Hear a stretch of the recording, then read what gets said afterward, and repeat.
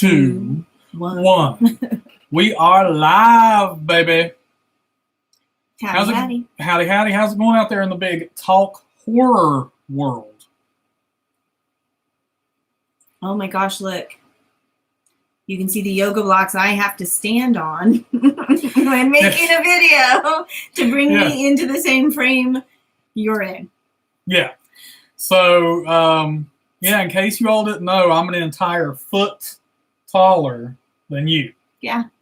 So when we did our Malignant video and when we did our project video for Weird and Wonderful, Anna has to get up on yoga blocks. Yeah. just to bring me into frame. Yeah. Yeah. Oh yeah. Yeah. Okay, I am going to pin, because I totally forgot, I'm going to pin the project link. Hey, Joe. Hey, what up, Joe?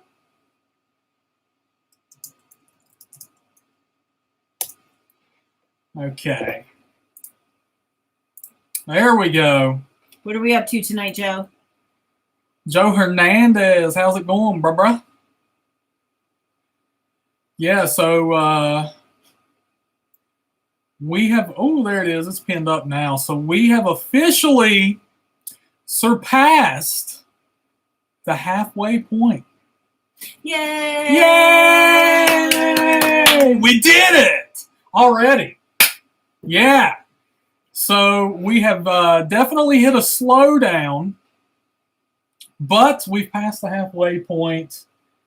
And we're beating it down. We are definitely beating it down. Yeah. We're at $3,191 of the $6,000 we need to bring Weird and Wonderful to life.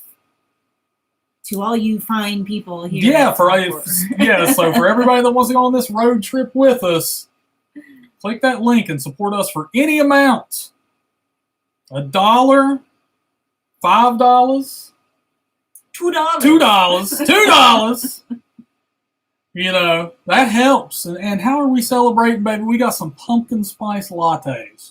It was a pumpkin spice latte night. I'm still working on some of mine, but yeah, not much there, Joe. We had to hit up the grocery store today. We did some location scouting, got a little bit of footage for the project and everything like that, and now saw some deer, had some bear reports. Yeah. We hit Big Lots to check out the Halloween goodies. What the? Nothing.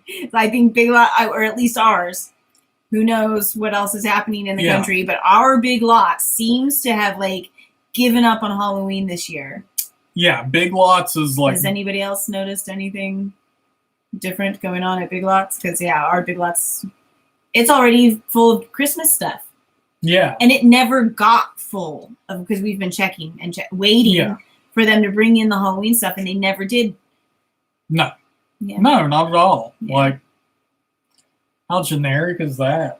It's pretty sad. I feel like it's always been a really good place for, especially for the little animatronics. They always have the. Yeah. You know, they don't have the best Halloween stuff, obviously Spirit and Lowe's, I think. Right.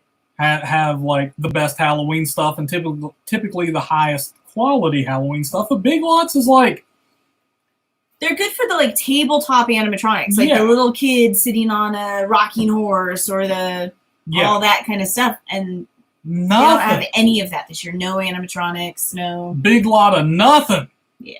A whole big lot of nothing. Yeah, they had Halloween candy. They had one measly ass section with bobbleheads.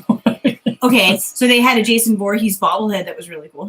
That was cool, but I mean, nothing. I mean, the shelves were bare, and they've never been stocked as far as I'm aware, because we've been there a couple times. Yeah. And it's about the same kind of situation. Nothing. Yeah. Nothing at the Big Lots. But tonight's stream, we just want to celebrate that we're halfway there on the project. took us, what is it? We are 6 days in. Yep. We're over halfway, baby. So, yeah. What's up, Chris? Oh, your Big Lots was empty too? Oh. That sucks, man. Yeah. That sucks ass. They gave up. You know, we had a couple of items from Big Lots last year that we ended up having to return. Yeah. Because they didn't. So I wonder if they've just kind of given up. Yeah. Like maybe the manufacturer they were working with, like they got so many returns on and so many problems with, they just were like, screw it. Yeah. Screw it. We're not doing Halloween this year. Halloween is canceled. Chris says Walmart was like that too. Ooh. We haven't been in our Walmart like too recently. No. But the last time we were in there, like, underwhelming as hell, like in comparison to years prior. Like, the coolest thing we saw at our Walmart this year was, what was it, like an 8-foot tall posable skeleton? Yeah. It was massive. It was the coolest thing. But by the time we got there, we got to see someone leave with it. Yeah. And they were already out of it. And this was in September, right? Mm-hmm. Like early September. So it's like they got it and, you know, they got them in and they're gone, baby. Yeah. So the market's there. Like, people are like hungry for Halloween stuff. I mean, hell, we've been looking, but these retail, like, I don't know what's up with it. I don't know, like you said, like maybe the supply chain's dead. Whatever. Like there's just nothing there. Yeah. Like, yeah. I don't know if Corona killed it, but hell, it was better last year, like by far. Yeah, I think I think you're probably right. I think if there were going to be supply chain issues, it would probably be this year. But hey, Detective George. Yeah, what's up? What's up, Detective? But like, Walmart's dead. Big Lots is dead as far as Halloween goes, but their Christmas shit is all over the place already. So much Christmas stuff up already. And we were seeing Christmas stuff out in September. In September. Yep. Last month. Like, hey, JK. Hey, JK. What's up, brother, man? Yeah, just super, super weird, man. Like, spooky season is getting the shaft this year. Yeah, what the hell's up with that? It just, at least compared to last year. I'm beginning to think 2021 sucks worse than 2020. In different ways. Yeah. Yeah. Yeah, you know, the fucking variants and all this, and God forbid you have to go somewhere because gas is through the damn roof. Like, everything's more expensive and there's less of it. Yeah. Oh, no, dude. No shortage in the Christmas stuff, dude. At all. Yeah. You know what isn't sucking in 2021? What's that? What's not sucking? Fall foliage. Fall foliage! Yeah, it looks badass. West Virginia's looking so good this year. Yeah, we both just posted some pictures up. Mine on the old Facebooker and yours on the Gram. Yeah. The Gramster. Yeah, but out scouting today, we got some great, like, on the road footage from the car. Yeah, it's so pretty. Yeah. It's beautiful out there this year. The only thing we got is AMC's Beer Fest. AMC never lets us down, do they? Point Pleasant. Oh, man. Hey, we've been to Point Pleasant, Chris, and we're actually going to cover Point Pleasant in our project. We love Point Pleasant. We sure do, man. Hey, what's up, Trav? What's going on, man? Hey, glad you were in there on the old... Oh, wait, you're... Oh, okay. Bentley. Yes? No, that's not Bentley, I don't think. Because I know Bentley uses, like, I would assume his parents' thing, but who's Chris? Or was Chris the dude out in front of the Low Hotel? Oh. At What's the Scoop? See, yeah, What's the Scoop? Okay. Chris, who are you at What's the Scoop? I'm trying, because are you Bentley or... So I know Bentley he doesn't use his own. Bentley is my nephew. Okay. There we go. Yeah, because I was going to say, I knew he didn't he doesn't have his own. We talked to him the last time we live streamed. Yeah. It wasn't his own name that was on there. That's why I got confused. Yeah, he was. Yeah, he's using his dad's name or something like that. He made them milkshakes. Yeah, hell yeah, dude. You're the one who were telling us. Are you the one who was like, you stayed at the Low Hotel and it was haunted as hell? Yeah. Not what he said. Okay. So, yeah, what the scoop is awesome. We got the while we were there, we had the moth bowl. Yeah, the mothball, man. That was badass. Awesome. Yeah. Hell yeah, Chris. I remember you, dude. Yeah. Yeah, man. So just to bring you up to speed, man, we are trying to launch an entire project now where we do an entire travel paranormal series, I guess, where we check out the spooky, the weird, the mysterious stuff in West Virginia. And we're running a Kickstarter for it right now. We've surpassed the halfway point of our goal.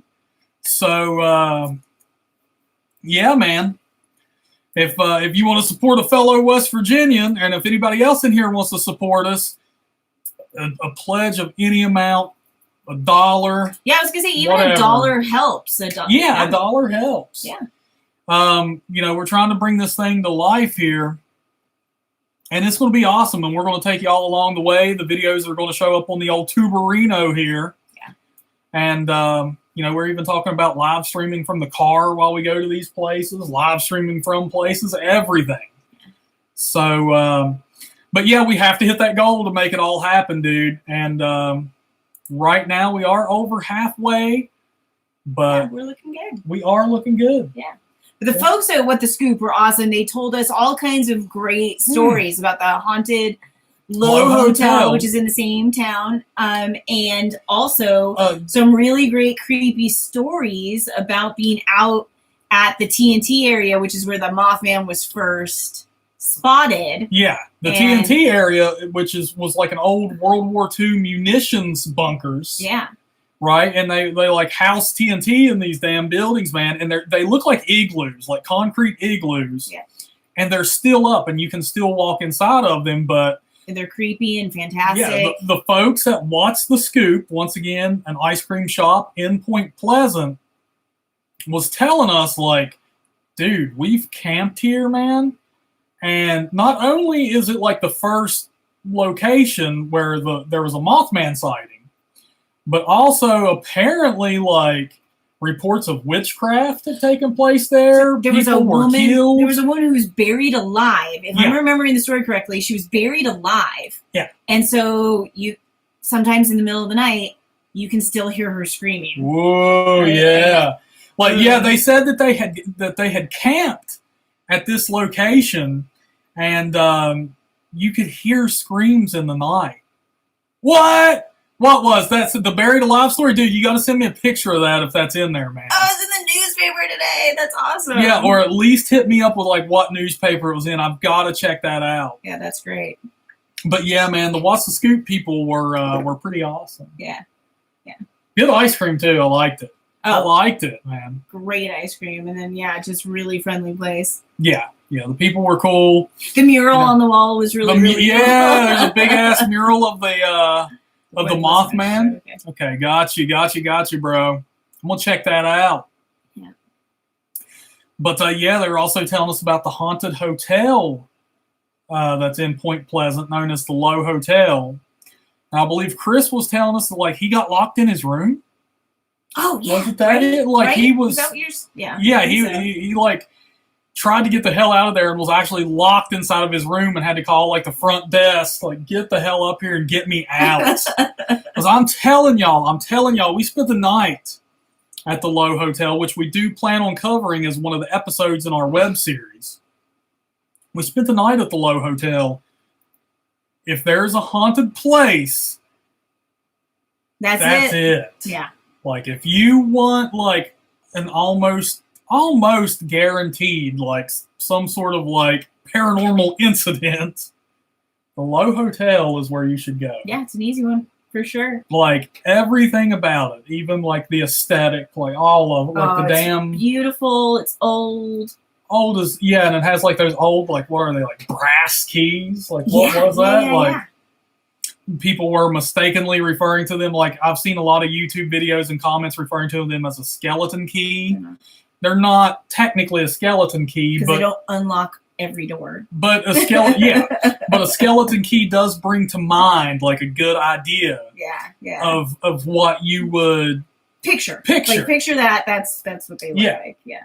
But it's like the damn key to town hall or something. Like, it's really like, oh my god, dude! And it even has like the leather. What is it like? Fob. Yeah.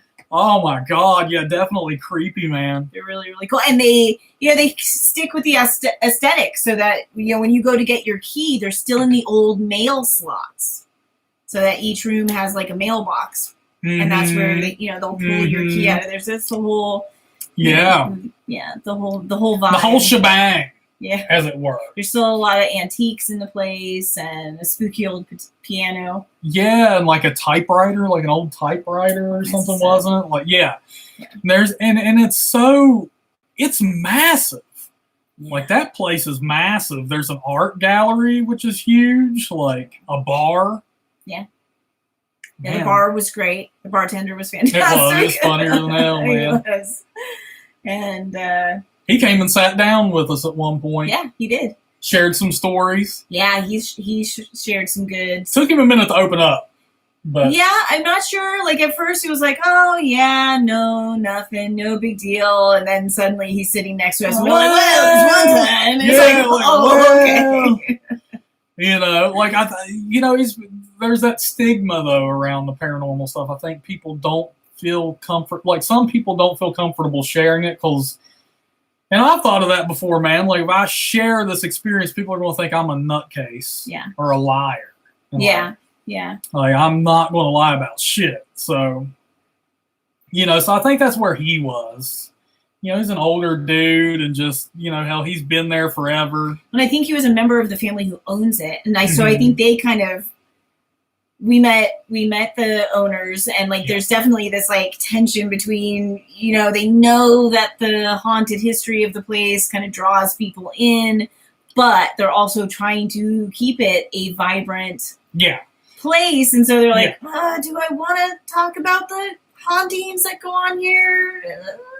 And then, if you push the right buttons, they open up. Super friendly people as well. Point Pleasant, such a lovely. Oh yeah, man! The Mothman Museum, the Mothman statue, the murals on the walls. Yeah. Beautiful, man. Yeah, beautiful town. Beautiful, and also tragic town. Because they have like a spot set up where there's a mural where you can see the location of the original like Silver Bridge. Yeah, where the bridge collapsed. But yeah, man, Point Pleasant was a great place. I liked it. Yeah, it was awesome. Heck yeah. Well, and inspiring what a town did after such a tragedy, right? 46 people died in the Silver Bridge collapse. Mm-hmm. And, I think it's something that really could, for such a small town, it's something that really could have affected their spirit for a long, long time. And instead, they kind of embraced the mythology around it and, have really helped, I think, like revitalize their, downtown, like Old Town area. Yeah. Yeah. Yeah. Yeah. So awesome place.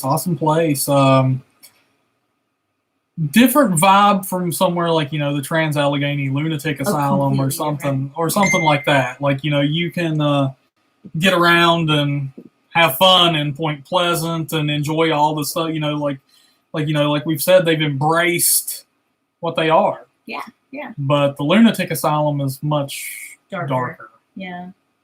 Yeah, I was just telling a friend that yesterday, as a matter of fact, because two of the places we've already scouted out for our show are, the Low Hotel, as far as haunted places go. So we stayed the night at the Low Hotel, and we've also gone for just the tour, the daytime paranormal tour at the Trans-Allegheny Lunatic Asylum. And it's interesting, like both places are haunted, like absolutely you can feel presence at both places, but the difference is literally night and day. The Trans-Allegheny is dark and heavy and oppressive and tragic. Definitely an awesome experience. But it is dark and heavy. And somewhere like the Low Hotel, which is also like unmistakably haunted, has a completely different vibe. It has if it's haunted by people who were so happy to be there, they haven't quite left yet. Yeah. If that makes sense. And so it almost feels like there's other people in the hotel that are happy to be there with you. Oh, thanks, DOD. That's awesome. Oh, yeah. DOD dropped $50 for the win. For the win for Weird and Wonderful West Virginia to come to life. Thanks, Daughter of Death. Hey, Sonic. Hello. Hello to Canada. Yeah, what's going on, Canada? Heck yeah. But, our friends from the North. Yeah. But, man, so the Trans-Allegheny Lunatic Asylum, definitely cool, and, like, you got to see it. Yeah. Like, if you're from West Virginia, you definitely have to check it out. As soon as you pull into the parking lot, you will feel something. I don't know how to describe it, but it's a heavy feeling. It's like, damn, this place exists and it's massive. Yeah. And, and 30,000 people died there. So, yeah. Yeah, it is a trip, and, like one of the most haunted places in America. Yeah. And, a lot of people say the most, but yeah. Heck yeah, JK, man. Yeah, the Mothman Prophecies movie wasn't the best. I'm not sure I'd go as far as like lame, it just wasn't the best. There was parts of it that was, if you're into the mythology, if you're into the whole Mothman thing, it's probably worth a watch. I'm just glad that, like, we finally got a movie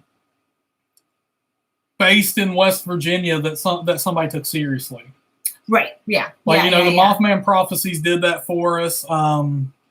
We Are Marshall certainly did that for us. Like, that's a heartwarming ass movie. We Are Marshall's. If you're looking for a good West Virginia movie, We Are Marshall's fantastic. But yeah, I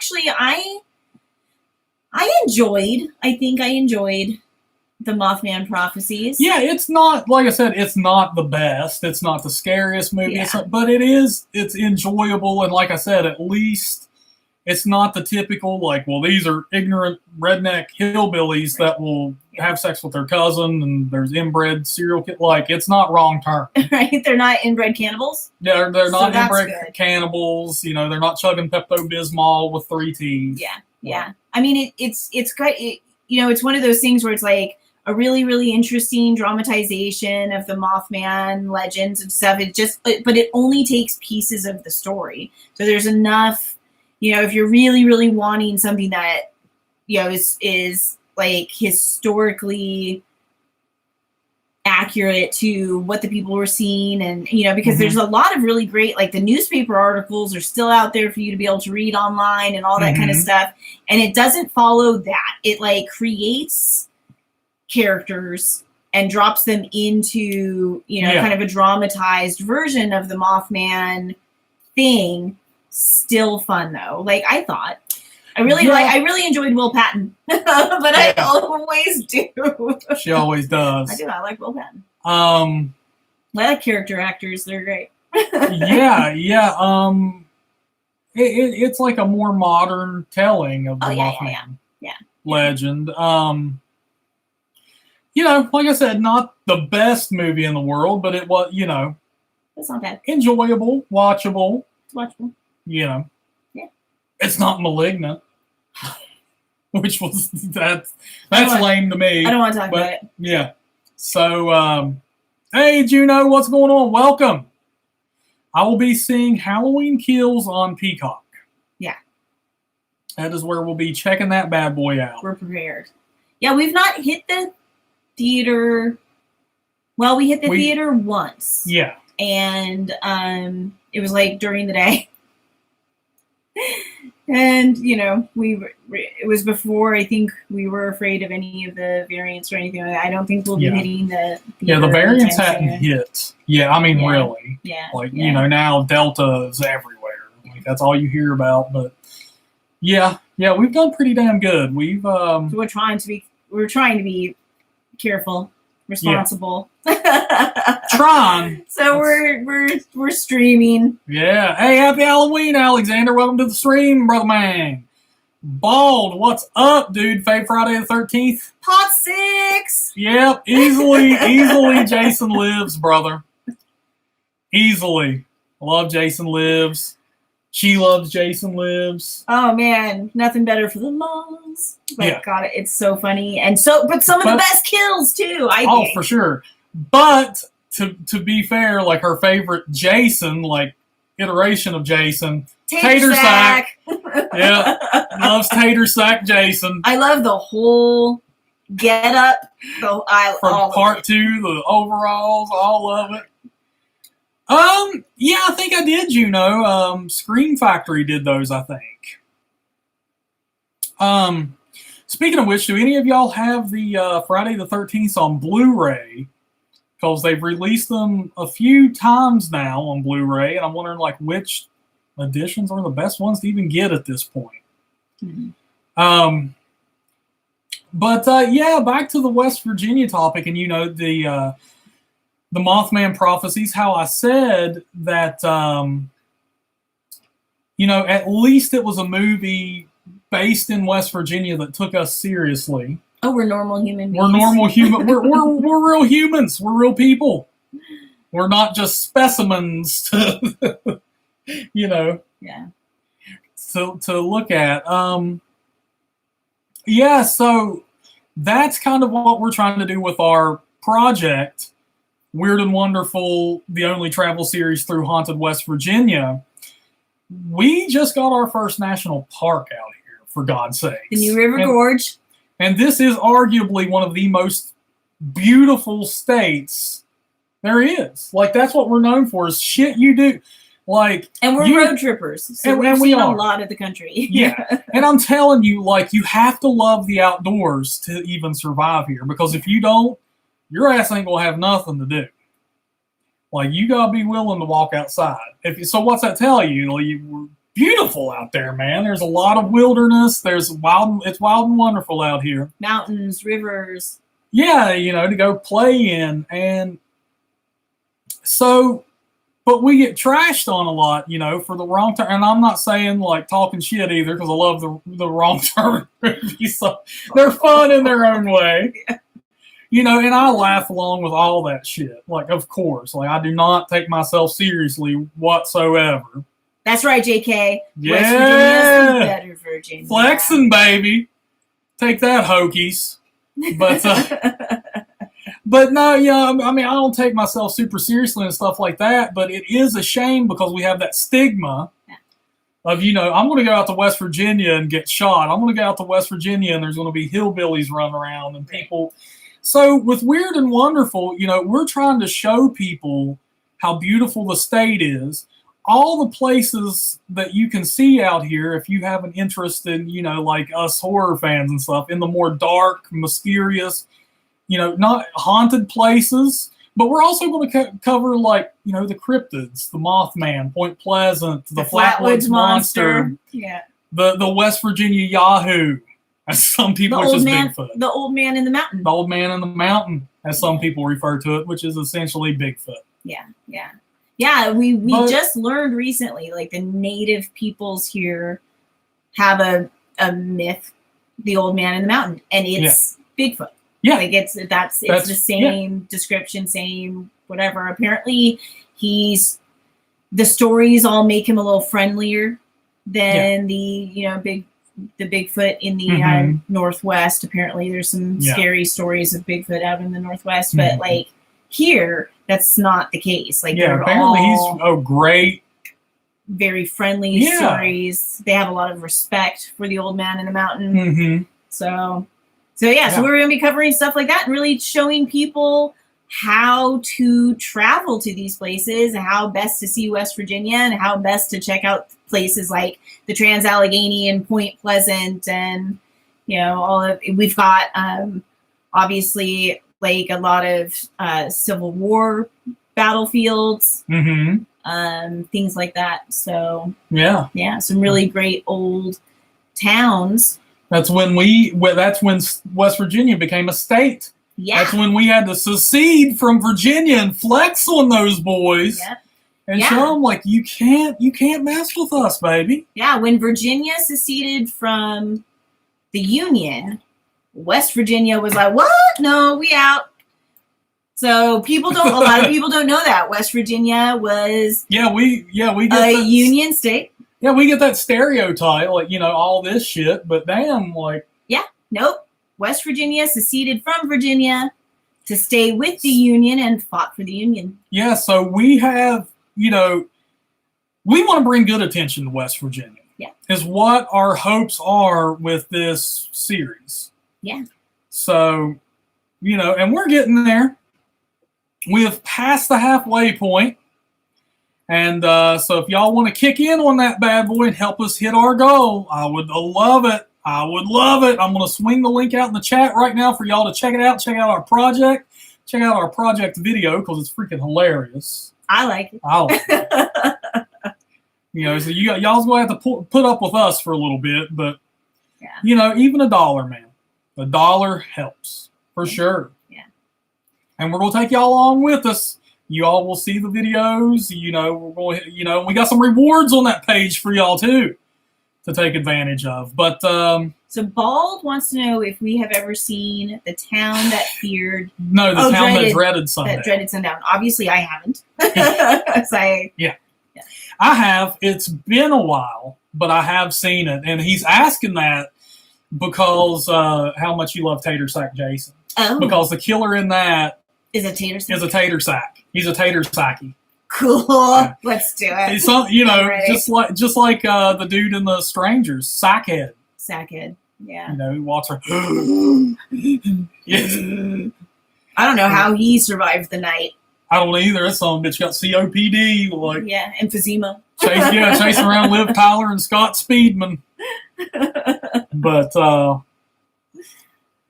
we can watch The Town That Dreaded Sundown sometime and see what you think. Cool. You gotta see all the sackheads. Yes. Get my sackhead aesthetic going on. Yeah. Maybe even Dark Knight of the Scarecrow if you're lucky. Oh, God. Scarecrow gone wild if you're super lucky. There's 2. Yeah, there was a remake if I remember right. Huh. Wasn't there there was a remake not too long ago, wasn't there, JK? Totally forgettable, obviously, but it seems like somebody remade that. Well, man of Mountain, I'm going to do the best I can. Bangers in there. He's unleashing bangers on us, baby. Oh, man. So. Yeah. So, that's what we've been up to. We cruised around today, got some groceries, location scouted a little bit. We've been pumping out the pictures. Yeah, there you go, Bald. If any of you have checked out our page and seen any of the locations we're planning on doing, is there anything anybody's excited to see? Or now that we've talked up the Low or Point Pleasant or whatever, anybody excited to see any of that stuff? Is anybody looking forward to this series at all? Yeah, because that is another, a discussion we've had. Because I know we're horror fans and there's a lot of subgenres and things that, can kind of piggyback off of horror. Like, for instance, I've done serial killer videos on this channel. Yeah. So with the paranormal stuff and the cryptid stuff and just mysterious West Virginia stuff, because obviously in every episode we won't be ghost hunting per se. Would you all be interested in seeing that, or should that be content for like an offshoot channel, like a side project channel? Does that stray a little bit too far from horror? Because obviously like 90% of our content on here is horror movies. Yeah. There's a little bit of serial killer stuff. But I feel like the serial killer stuff and the horror stuff is kind of divisive. Like, I feel like the people who watch the serial killer stuff on this channel don't watch the horror stuff, and vice versa. Yeah. So, oh, okay, JK. I'll have to check that out, man. I don't, yeah, I remember that happening, but I don't remember a lot about it. That came out during like a weird time. There hasn't been too much happen in the past 10 years, unfortunately, in the world of horror that has really changed the game, or like, you know what I'm saying? Like in the early, in the 80s, bangers like all over the damn place, man. Like every yeah. It seemed like at least every year had like a badass movie, and most had like multiple. I mean, look at all the shit that came out in the 80s. At least in the 90s, we got Scream. The early 2000s and late 90s, you got the Blair Witch Project, which was massive. Yeah. Whether you liked it or not. Early 2000s, you got Saw, which spawned, I mean, good God. Look at that franchise. Huge. But man, from 2010 onward, what have we got that has really like changed the game? It has changed the game. But not only that, but it's really scary. It's kind of like been like the 90s. Like, there ain't much that happened in the 90s that was good for horror. Really, Scream and the Blair Witch Project are about it. Yeah. I mean, I've really, really enjoyed, things like The Conjuring and Insidious, and, but it does feel more like a revitalization of the haunted house movie more than it does feel like, something innovative, or if that makes sense. Yeah. So. It's just me, I don't know. Yeah. Let's see. Stuff that makes me... okay, so definitely, JK says, definitely looking forward to seeing it develop. I don't think it strays too far from the theme of the channel. Bald says, just do what makes you happy, that you enjoy, stuff that makes you excited to talk about. So, yeah, so, like, we're just worried that, if we do this stuff, that people... it might just divide the channel is like the only thing. I mean, we're going to do it either way. We're definitely going to stick with what makes us happy and do all that either way. We're just worried, like, you guys come here and you start seeing, like, a couple paranormal videos thrown in here and there, taking up your news feed. You might be like, what the fuck? I signed up for, 10 things you didn't know videos. Right. But, I think either way, we'll experiment with it on this channel. And those, if it doesn't work out, then we'll be like, look, those of you that love this series and stuff, we're going to move it to a different channel. You can check it out there. It's probably, probably the route we're going to take, but it is, nice to get y'all's input. And once again, I will send the link to the project in the chat, because I would love to get y'all's opinion not only on our project video, but on the project itself and the rewards and the layout and everything. And let us know if there's something that can maybe be improved upon or made more clear. Yeah. Like, we want to make sure everybody understands everything and what we're trying to do and what you get out of it if you support us and stuff like that. Bald just saw that we think Malignant sucked. Dude, I'm going to, it's worth a watch. It's hard for me to tell somebody not to watch a James Wan film because he's been so on point so many times. Yeah. I would say it's worth a watch just because apparently opinion out there is so divided. So I don't think anybody could tell you it's worth a watch or not. You know what I mean? Like, it's like you might as well see it because some people are loving it.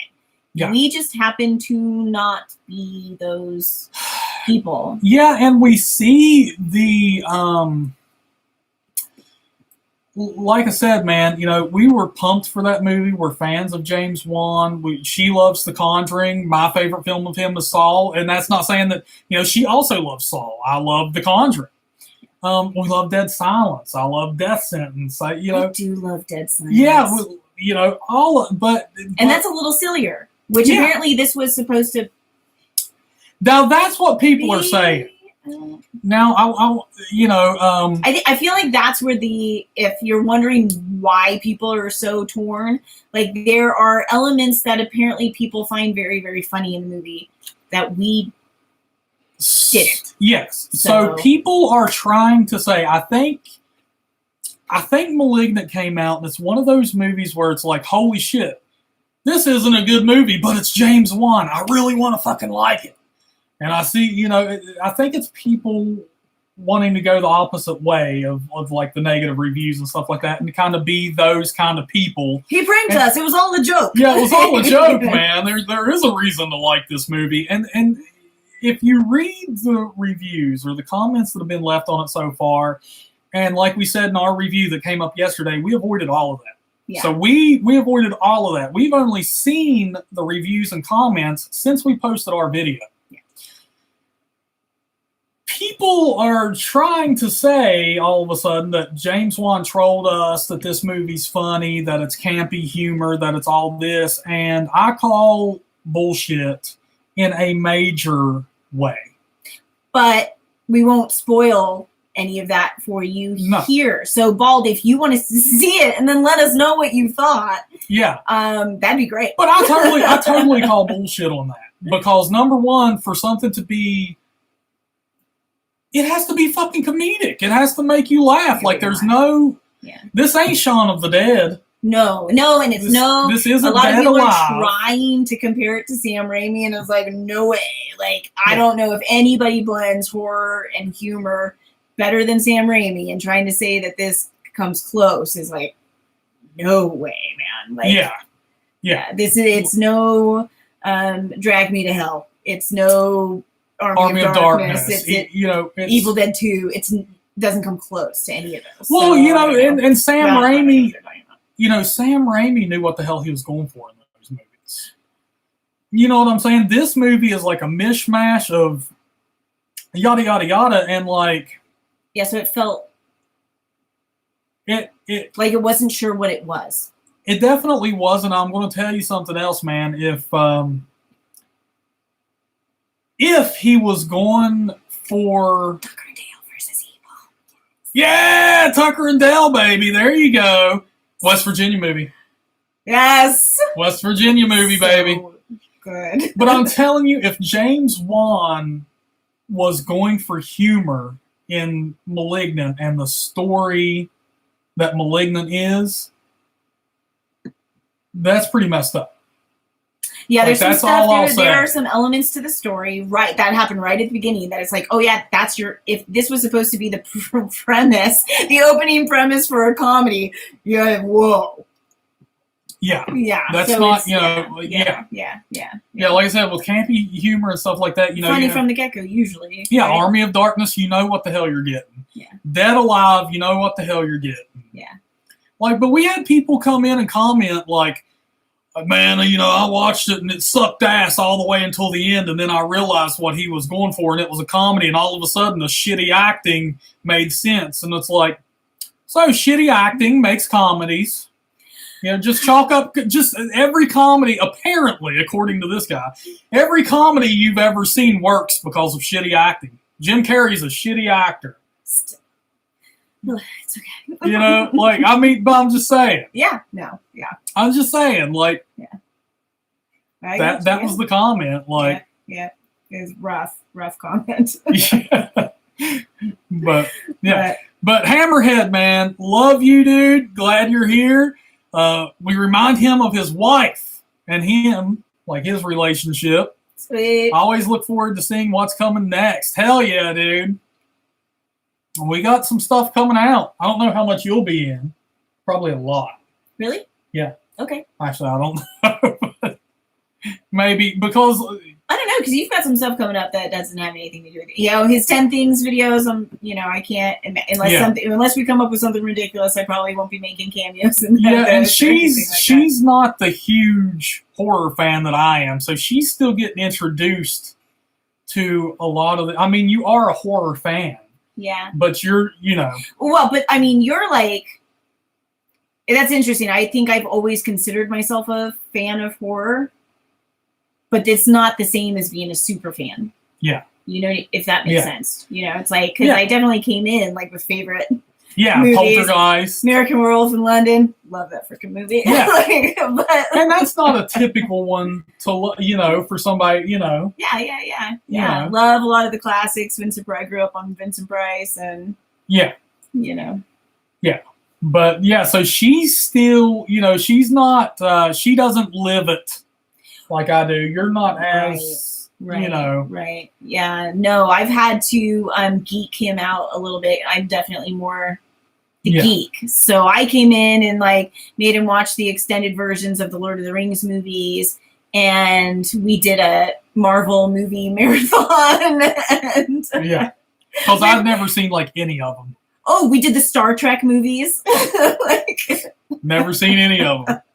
Yeah, so we are definitely expanding each other's interests.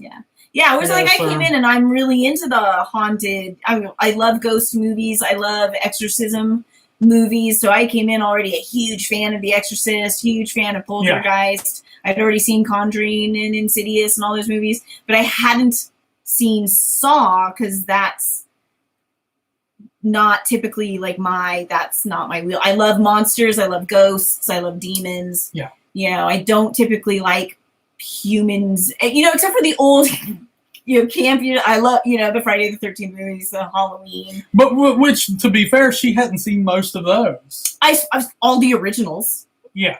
Yeah, I hadn't really gone into a deep dive in any of the sequels for sure. Yeah. Like, but the originals, absolutely. Yeah. But like, but my point is like people killing people, not necessarily like my favorite movies, although.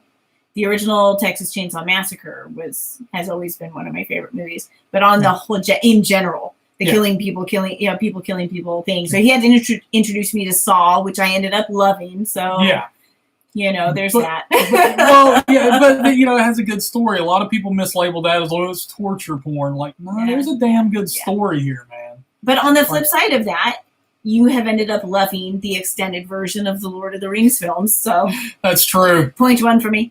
That's true. you made me watch that that shit with the glaze or whatever it was. The Glade. The Glade. Kroll. Okay, so we went she's made me into watch some like cheesy 80s adventure films, fantasy films.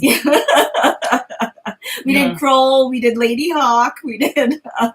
God, what's that one with? Was Lady Hawk the one with the god awful soundtrack? Yes. But we did Legend. Yeah. Legend. Yeah. So we have definitely expanded each other's repertoire. Yeah, for sure. Billy Judd! What's up, man? Mark's death in The Nightmare on Elm Street 5 terrified me and almost had me crying. Just seeing him in his comic form getting ripped to shreds was so tragic. I liked Mark, man. Like, we were sick. Like, not we just had colds. Yeah, we had pretty bad colds. Yeah. Pretty bad colds. And like, when I get sick or it's chill, I want to watch horror all the time, but when I'm sick, like, man, that's my comfort movies for sure. As odd as that is, I guess. Yeah, we went to bed every night we were sick to a Nightmare on Elm Street film. Yeah, so we marathon those and like every night right before bed. Yeah. To be fair, the only one that scares me is the original. But fun. I mean, they were fun. And yeah, we agreed, man. Mark, we like Mark. And it sucked, man. And you know, Mark gets it. That's awful. He was in love with Greta. Yeah. You know, poor Greta, man. And Mark, you know, he's like, I loved Greta a lot. Boogeyman. Hi, Boogeyman. Boogeyman, what's up, brother? Review the movie. There's someone inside your house. Uh-oh. I haven't seen it. I haven't either. I haven't either. Where is that Boogeyman? Is it a Netflix original or something? What's up with that? And you're very welcome for the Malignant review, my friend. I hope you enjoyed it. JK, I've recently discovered that I enjoy The Dead Zone. Do you mean the movie with Christopher Walken, or the TV show with Anthony Michael Hall, or both? Oh my God, she's geeking out! Okay, because I loved the Christopher Walken movie as a kid. Yeah. And then, grew up loving the John Hughes films. And the world's introduction to Anthony Michael Hall. So when the series came out, loved it. I thought it was so great. He was great, because he's that goofy nerd, Yeah. And then plays this very dark, tortured character. He was so good. I thought I'm going to have to get you to watch, because I watched, but you were on the phone. Okay. One day, so you missed it. It was one day when I was watching Tales from the Crypt episodes while I was working on something. Uh-huh. Like you were on the phone in here, or maybe you were playing games, something. Okay. You were doing something. Right. I was watching Tales from the Crypt, and I was watching the. It's an episode, and it has the principal from Ferris Bueller's Day Off in it. Okay. And it has Anthony Michael Hall as his student, but Anthony Michael Hall plays like the stud. So I want you to watch that one just to see what the hell it's like for Anthony Michael Hall to take on that role. But he plays like the jock who's too dumb to pass his class. Do you remember how old he was? Well, it took place in probably the early 90s. Okay. Because I was gonna say, it's like he didn't stay the skinny dude. No, he didn't. He did he plays the football player in this one, and okay. The Christopher Walken movie. Okay. Badass. Let's see. Interesting. Anthony Michael Hall is playing Tommy Jarvis, because in this timeline, Tommy Jarvis wouldn't have died, which is so weird. Okay. Wait, hold on. I'm stuck. I never saw Anthony Michael Hall one. Anthony Michael Hall is going to play Tommy Jarvis in Halloween Kills, because in this timeline, but Tommy Jarvis, babe, is from Friday the 13th. Oh, not Tommy. What's the character? Tommy Doyle. Wait, what are you talking about? In Halloween? Who's the guy who dies because he gets shot? The one that she's supposed to go out with on a date. Oh, Ben Tramer. Is that Ben Tramer? That's Ben Tramer. He doesn't get shot. Tommy Jarvis, you're right. Tommy Jarvis is the... Donald Pleasance is chasing him with the pistol, and the cop car hits him and pins him into the dam. Okay, it wasn't the... Had that goofy-ass mask on. Okay. Yeah. Bald. Okay, I really want to get the bald here. I don't really like modern horror. 70s, 80s, my fave era, I think. Too much cheap jump scares now. Man, the 70s and 80s, I mean, the 80s for me is the golden era of horror, for sure. Yeah. There's some great stuff in the 70s. The 70s, both in horror and sci-fi, were all about mood, really, and creating. That being said, though, The Exorcist is a 70s movie, and good God, what a brute! Beautiful love it, movie. Yeah. Love it. Yeah, but it has a lot of what works for it, and really, I think, makes it such a iconic movie is a lot of that mood creation. I mean, some of the shots and some of the conversations that happen are really about building the overall mood of the film. Yeah, that movie is it's perfect. Yeah, and it's perfect. That's as good as paranormal. Hell, that's as good as horror gets. Yeah, yeah. The Exorcist it's king. Well, I'll say that I think the 70s and 80s and even earlier horror, they didn't make characters such caricatures. Mm-hmm. And I feel there's they are what you get. Yeah, I feel in the 70s and 80s, a lot of people were still real people. That's one of the things I love about Poltergeist. Yeah, the family is a real family. Yeah, very believable. The dad wasn't an alcoholic and the mom wasn't a stripper. Nope, the parents were still in love and getting it on and had it going on and whatever. And great movie. I mean, and the soul was ripped out in the remake. Yeah, but that movie had a lot of heart. Yeah, on top of, and it's so it made the scares so much scarier because you really cared about these people. And yeah, I feel like that you lose a lot of that. I think especially in the last 10 years, for some reason, our characters, we've lost a lot of like soul. Heart. Yeah. Maybe. Yeah. The better way of Yeah. So. Yeah, who knows, man. Let's see. Billy Judd. The Dead Zone, 1983, and Cujo, 1983, both had a character called Sheriff George Bannerman. What the hell? How's that? Well, here's one for you. Well, they're both Stephen King. True. That's true. So I wonder who he would... Well, he did come out and finally say, right, that they all take place in the same universe. They do. Yeah, he was creating his own shared universe there. Yeah, What the hell's the town Castle Rock?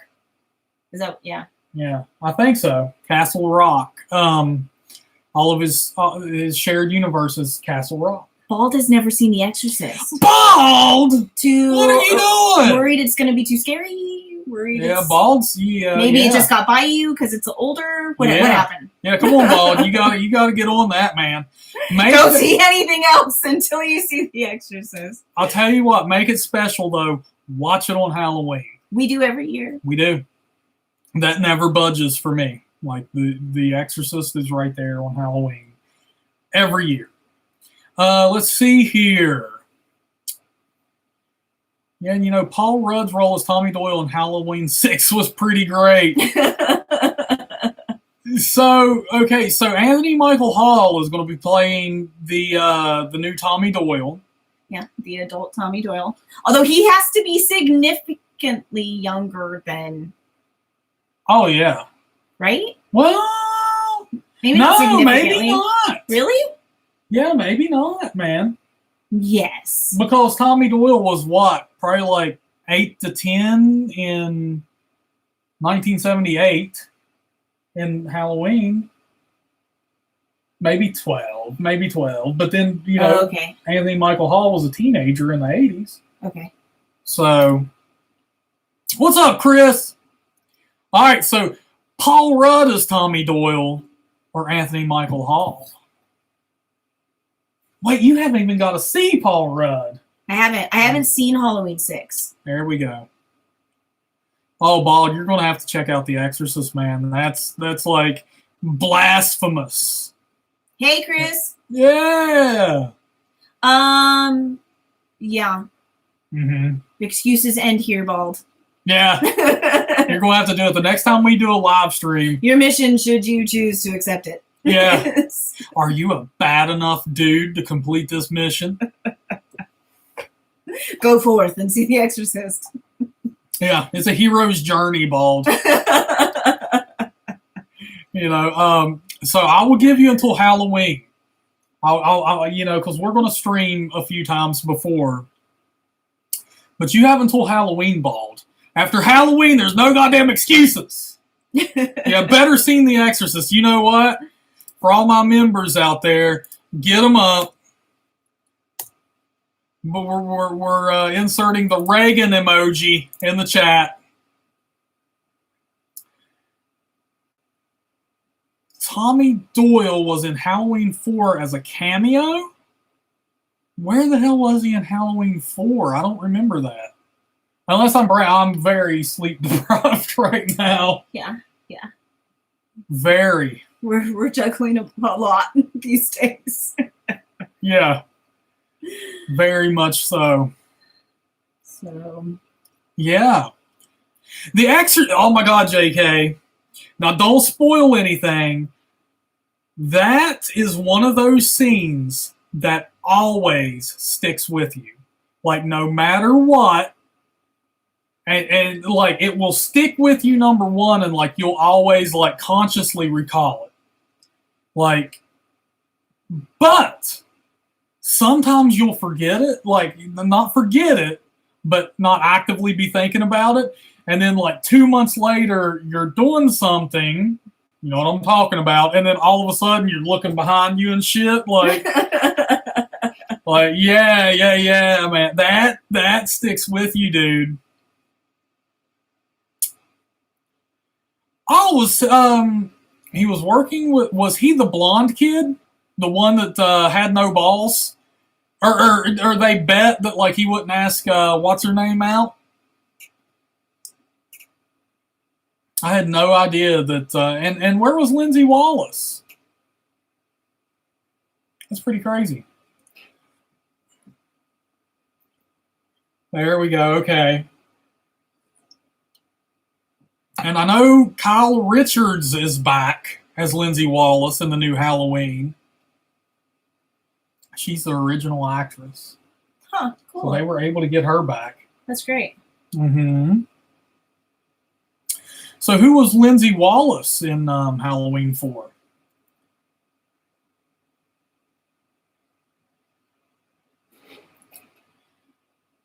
Have y'all saw Black Christmas? If so, yay or nay? Yeah.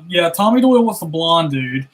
Have y'all seen Black Christmas? If so, yay or nay? Which one are you talking about? Well, there's 3 now. Okay, the original is a definite yay. For me, at least. I think it's for, Yeah, for me too.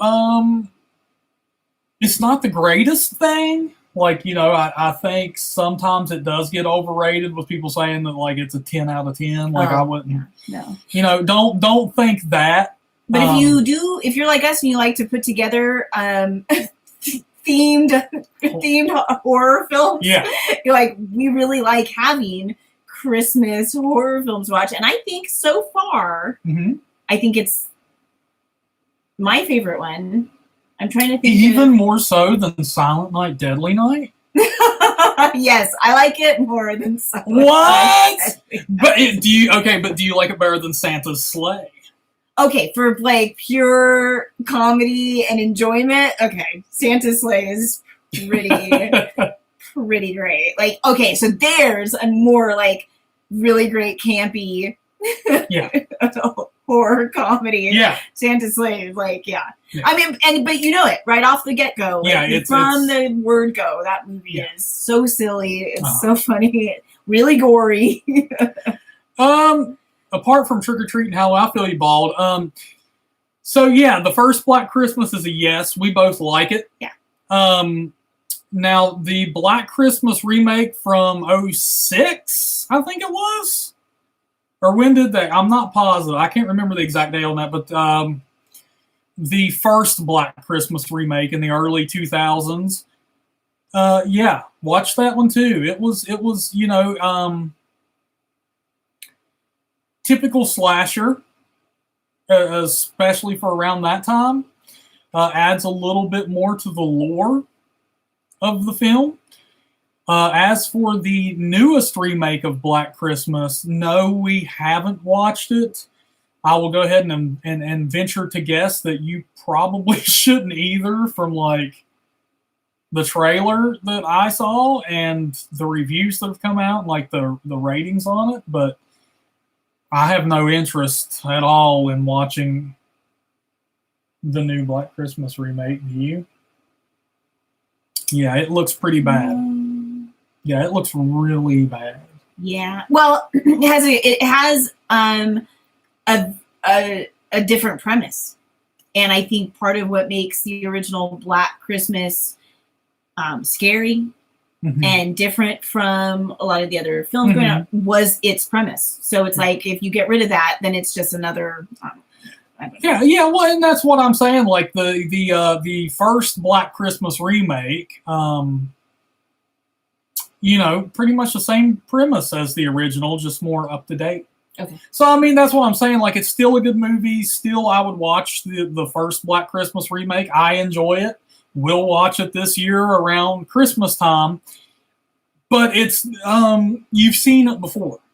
Like, if you've seen slasher films and you're big into slasher films, like, I am, you've seen it before. It's just another slasher film. So it is enjoyable in that. And, like, but don't expect anything groundbreaking. Like, I know the original Black Christmas was groundbreaking. The original Halloween was groundbreaking. Yeah. But how many times have we seen the original Halloween redone? I mean, pretty much every other damn slasher film is a new take on the original Halloween. So Watch the first one. The third Black Christmas remake, totally up to you, man. But it sounds like he's looking for more good films to watch around Halloween. Olivia Hussey. Yeah, the Huss! We love her. Yes, we do. And Margot Kidder. Yeah. Sorry. No, you're fine. You love Olivia Hussey since I was a kid. I used to watch Romeo and Juliet. Yeah. But I'm a girl. I'm allowed. She's in a beautiful Italian version. I mean, it's spoken in English, but it was made in Italy. Italian version of Romeo and Juliet. That's really beautiful. That's my introduction to Olivia Hussey. And then I think a few years later, she played Mary. Yeah, Olivia Hussey is like... She's great. She's great. She's a great actress. And hell, I would call her a scream queen. For sure. Like, I would put her on scream queen status. Really? Yeah, because she was in It. She was in Black Christmas. Yeah. She was in Psycho 4. Yeah. Yeah. And Margot Kidder is great in Black Christmas. Yeah, she's sloppy drunk. Plays a great sloppy drunk. You kind of love to hate her kind of thing. Like, she's a hot mess. You feel sorry for her, but you also kind of hate her. She's a hot mess. She's great. Yeah. She does it really, really well. She went to the zoo and spied on the zebras. You know? Oh, yeah. She's a problem. But what are some of your other favorite movies to watch around Halloween? All right, in case Bald hasn't seen any of your favorite picks. Okay, Bald, what are you wanting, man? Are you wanting just picks in general? Are you wanting a certain era? What are you looking for, dude? Certain feel. Yeah, a certain feel. Trick or Treat. Well, The Exorcist, there you go. Trick or Treat, obviously, Hocus Pocus. Return of the Living Dead. Night of the Demons. Tales from the Crypt Demon Knight. Let me think. You said Night of the Demons? I did say Night of the Demons. That was... I was reading. Sorry, I didn't. Sorry, missed you. Let me think. Like, why am I so stumped on this, right? It's because I'm so brain dead. Well, and it's just hard to know, like, what to recommend sometimes based on, Yeah. But, we'll definitely... The ones we'll definitely do are The Exorcist, Poltergeist. Poltergeist. Trick or Treat. Return of the Living Dead. Oh, yeah. Return of the Living Dead, baby.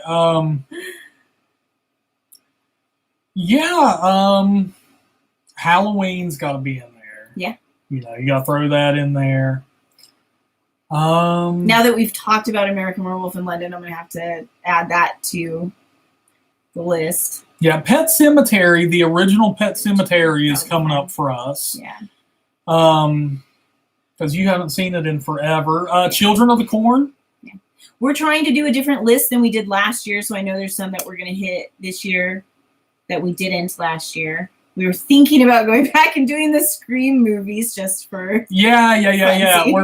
We watched The Craft. We did. Oh, wait a minute. Nathaniel... Oh, God, I feel you, Bald. I know what you're talking about, brother. Nathaniel Fincher, welcome to the stream, brother man. Glad you made it in here, dude. Let's see what you got. I'm so excited. Tomorrow evening, I'll be at the 25th anniversary Fathom Scream screening, where they are supposedly going to show the trailer for Scream 2022. I'm planning on recording. I want to see it. Send that shit to me, baby. Fun. Yeah, Nathaniel, get you a big selfie in front of that screen. Tag us on Instagram. Yeah. We want to see you there, dude. That's awesome. And have fun. Yeah. And yes, Billy Judd, you're right. Hocus Pocus was a Disney movie with Bette Midler and Sarah Jessica Parker in it. Yes, sir. But if you're looking for movies that have like a really genuine Halloween feel, it takes place obviously on Halloween. It's a movie about witches who eat children. Like, so it's definitely not scary. Mm-hmm. But it's really fun. Yeah, it's a great movie. Yeah, it's great really, movie. Really fun. And it's funny because I love Bette Midler. She's what a hoot. But like Sarah Jessica Parker, not a fan. She's great in Hocus Pocus. Like, she's great. Yeah. Her character's absurd and fantastic. Yeah, I'm starting to catch on to you. You love the ditzy characters. I do. You know what? She loves the ditzy characters, man. They tend to, I think it takes, if done right, it takes a lot more acting chops than you think. Like, they get a lot of the really, really funny lines. And if they're not good, you don't even remember them. Like, there's just like, oh yeah, it's that bimbo in that movie, whatever, she sucked. But we've watched a couple of movies where the dumb, busty blonde is like the most memorable character because they're hilarious. Yeah. And it's like that. Because you got to think back, like classic comedy from like the 70s and 80s. You've got like Terry Garr in Young Frankenstein. Mm-hmm. Like, she's a fantastic comedic actress. And then, I can't believe I'm not remembering her name. She did a lot of the Mel Brooks movies, whatever. And it's like, sometimes playing I know who you're talking about. Yeah, it's like sometimes playing the like. Yeah.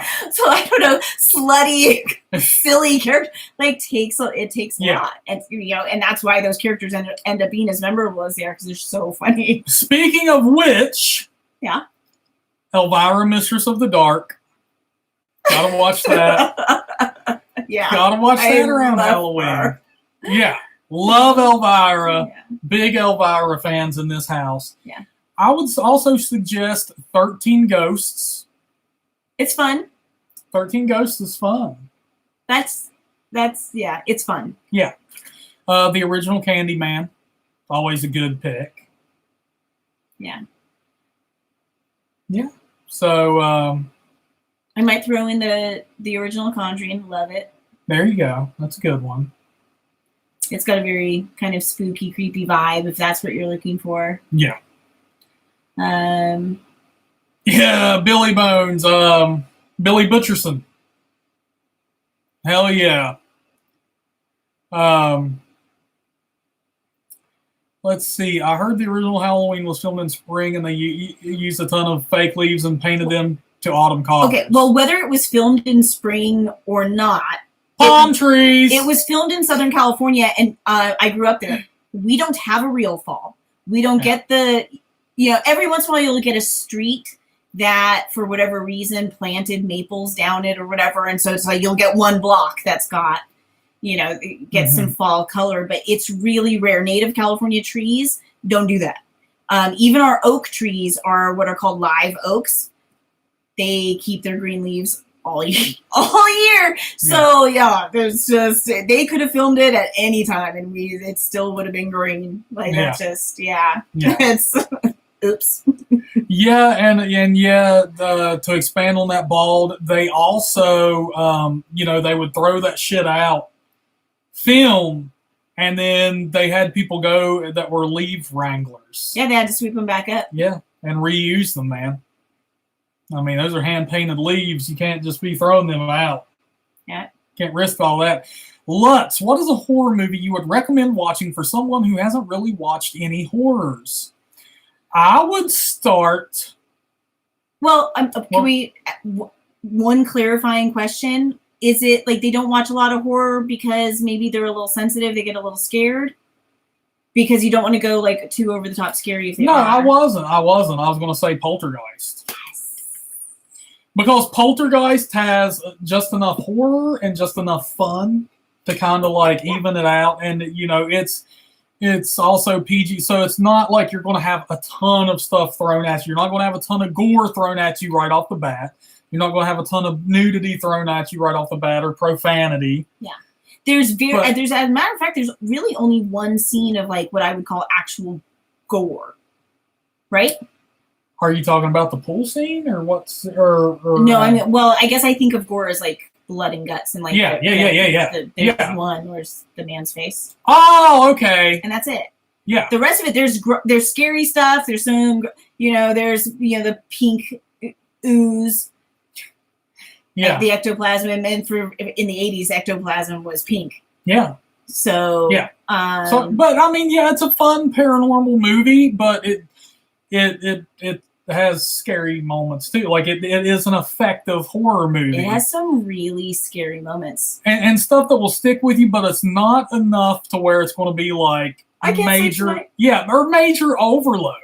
Because I know you had that problem when you got here, and all of a sudden I'm throwing you into Night of the Demons. I had no overload with Night of the Demons. It's the truth, though. I mean, all of a sudden, like, like I said, like, you're not, like, I'm a horror fan, and you're a fan of horror. Like, I'm knee deep in, like, but you got here and watched Night of the Demons, and, like, there's a ton of nudity, ton of over-the-top characters, and then they are truly terrifying demons, and you're seeing people get their tongues bit off, and yeah. But that had been after like nights and nights and nights and nights of other. That's true, but I'm saying like Night of the Demons was like that one's a pretty like. You just remember that movie as getting to me. Yes, I do. Yeah, for sure. Yeah, but that was for other particular reasons. But I'm saying like for somebody who doesn't watch horror that often, like that's a good, like hell, would you show somebody the Evil Dead remake that's not? No. That's how Night of the Demons is like, but in a different way to me. Like it's really scary. Yeah. And you have to deal with a ton of different aspects that people who aren't knee deep in horror might not deal with typically. Like you're not going to see that much boobs and vagina and action. Yeah. And profanity and demons and biting tongues off. And, Psycho. Start with Psycho. That's not, if you want to go super classic, like that would be a cool way to start for sure. But But if you okay, and to do you a solid, because some people are like, man, that movie's old though, and then some people might find it boring or something like that. So the same thing with Poltergeist at this point. So if you want something, like if you're a teenager yourself and you want something newer that's more your generation, I would go with The Babysitter. Oh, it's fun. Yeah. Or It Follows. If you want something more serious. Okay, I think It Follows, I think, is so stylized that it's kind of like you might like It Follows, you might not like It Follows. It's all about whether or not you like the sound. Then The Conjuring. The Conjuring is great. The Conjuring is pretty scary. Or Annabelle. Like they're good. Those movies are good. If you're the teen and you can say you're going to have a slumber party or something like that, man, you got the girls coming over. Toss on Annabelle. Toss on The Conjuring. Yeah. Like you will, that's enough scare and good movie. Yeah. But yes, Psycho is definitely a suggestion I would give certain peoples for sure. Yeah, and if hell yeah, balls. And if you don't mind the slightly, and I'm just saying slightly older stuff, like Jaws is fantastic. Yeah. That's a great. Yeah. Like I know that's a fan favorite amongst my siblings to introduce their kids to horror is Jaws, which is probably cruel because a lot of my family actually lives near the ocean. But, but yeah, Jaws and Poltergeist are kind of like intro. Yeah, those are good intro level. But definitely the original Poltergeist. Newer to the conversation, the original Poltergeist. Don't do the remake. The original Poltergeist. But The Conjuring is kind of like same genre. It's a family being haunted, and so if you want something newer, The Conjuring is great. Yeah. Trick or Treat, newer and great, and gives you a lot to if you're not a particular fan of this story, well, good news. There's like 4 other in the damn movie. Yeah, it's an anthology, and the nice thing about that is it's almost kind of a genre mix up. So you get like monsters, and you get serial killers, Bentley. And you get ghosts, and you get Bentley.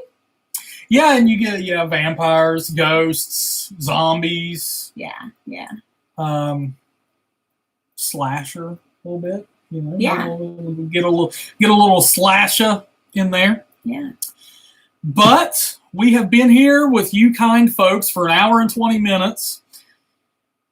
And the original reason we started this was because we're celebrating over halfway there on our Weird and Wonderful Kickstarter, the new project, the new video series that we are going to launch on the channel, hopefully. But we do need to hit our fundraising goal. Our goal is $6,000. We're currently at $3,191. I'm going to throw the link in the chat. Want to get your opinions, thoughts, suggestions, everything on our campaign. And also, if you wouldn't mind opening up that wallet or that purse and swinging us $1, every little bit helps. I mean, whether it's $1, whether it's $50, man. If it's $50, I love you for it. But even if it's $1, man, it helps. Yeah, we have a reward tier for a single $1. So yeah, we sure do. And I mean, you get rewards for donating. And, we want to make this dream a reality, and we want to take you along on the ride with us. So, please check that out. Our Kickstarter, we want to make it happen. We're over halfway there, but we need to lock it in because if we do not hit our goal of $6,000, we get nothing. So, it's also, if you donate and we don't hit it, you get your money back. So, hell, how can you lose? But if we do hit that goal, you get to spend more time with us. That's true. So, hey, it's a win-win situation is what I'm trying to say here. Hey, did you tell Billy Judd that we have seen Troll? Billy Judd, no, we have. You should have watched 1986 movie Troll. Yes, we have. Yeah, we have. Yeah, we've seen it. We've seen it. We've seen Troll. Yeah. We've seen the movie Dolls. Or I have. My wife wants to know if you guys like Japanese horror films. We do. We do.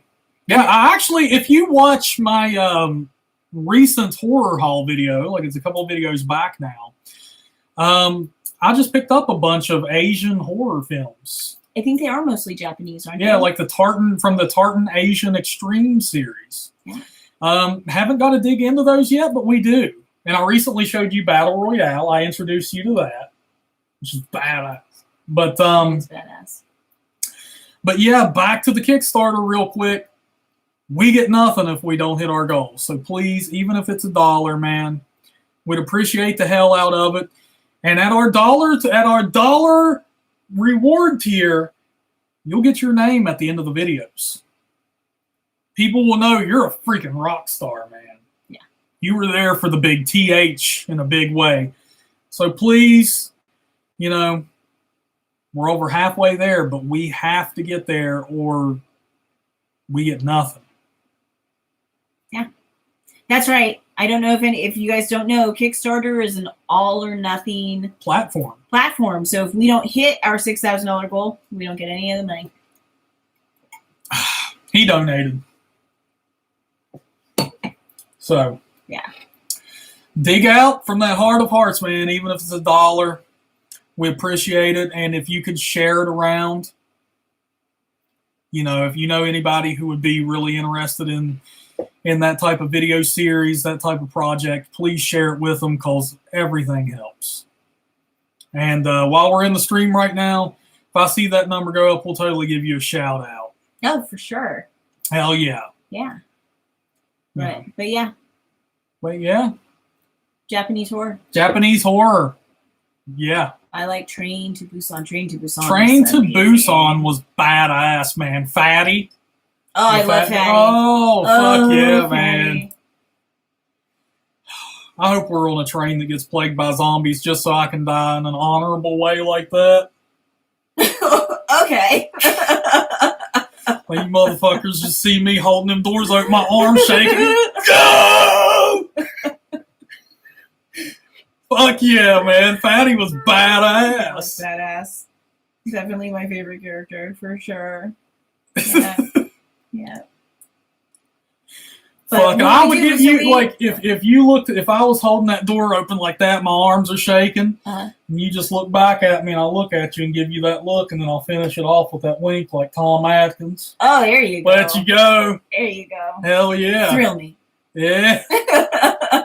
You're just outside watching that train go down with zombies flying out the windows everywhere, and you just say, Steve, thrill me. See that son of a bitch blow up? What up, Michael Paul? What's going on, brother man? Yeah, but Hammerhead, I have not dug really deeply into Japanese horror. I mean, I've done things like, The Grudge and, some of those that got... Well, you watched Three Extremes and the Guinea Pig films, right? No. So, but does your wife have, like, favorite Japanese horror films we should be checking out? Dumplings? Because that always helps, I feel like, when you're diving into a new... Yeah. We've given y'all tons of suggestions. Hook us up. Yeah. What are the good ones? What are we missing out on? We do have a stack. Yeah. But they're ones we bought at Big Lots, so who knows if they're any good. Yeah. So we'd love to hear what's good. We'll check them out. Hey, Michael Evan Harp. Yeah, I know him. Love that dude, man. He's a great guy, man. But, yeah. We'll take any suggestions. I've made her watch all kinds of stuff so far, stuff I probably shouldn't have. But, you're my little guinea pig, babe. Yeah. But no, I haven't made her watch stuff like the Guinea Pig films or Three Extremes or Audition or Dumplings or anything like that yet. Yeah. I'll probably draw the line, like use my own discretion on some of those. Like I know for a fact she ain't gonna like the guinea pig shit.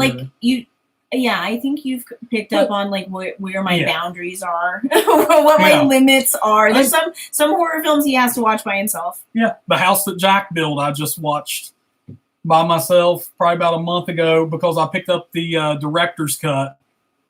Hey, what's up, Michael Hart, baby? Hey, welcome to the stream, brother man. Glad you could make it in, my dude. But unless it's for like a project or something like that. Like look at Jonas, he's got the Green Talk Horror logo now. What? Jonas coming in flexing on everybody. Oh my God, what a stud! Jonas is sporting the new Lime Green Talk Horror logo in a vintage tweed. And it matches his name. What a brute, dude. Jonas, get that, go ahead, since you're a Talk Horror member, go ahead and throw that Reagan emoji up in here, baby. Yeah. We're having an exorcism. Yeah, we're having an what an excellent day for an exorcism. But, dude, Michael Paul, dude. Hey, I would love to make that happen sometime, man. Okay, I'm actually going to write those down. She loves Ju-on, which is the Japanese version of The Grudge. Ringu, which is the Japanese version of The Ring. Yeah, Jonas with the Michael. And the Singaporean version of the Okay. Okay. AKA not the one with Jessica Alba. Yeah. Hey, that's another one. For Halloween, watch Idle Hands. Oh, it's fun. Idle Hands is a good Halloween movie. It's fun, it's funny, and it takes place around Halloween. But yeah, Michael Paul, dude, we're doing this because we've hit over halfway. We just got a new backer. Yes! Somebody backed the Kickstarter. Thank you so much. Not sure who it is. Let's see here. Not sure who that is. But somebody can take credit for it in the chat. We'll totally give you a shout out, man. Thank you so much. That's badass. But so Michael Evans Hart, dude, we're talking about we're over halfway on our Kickstarter where we're trying to launch our new video series. If you want to get in on that action, dude, we are offering rewards. And at the $1 tier, man, you get your name at the end of our videos. Oh, it was bald. It was bald. Yeah. Bald, what? Damn, look at Bald coming in, baby. Thank you. Thank you, Bald. You're a beast, dude.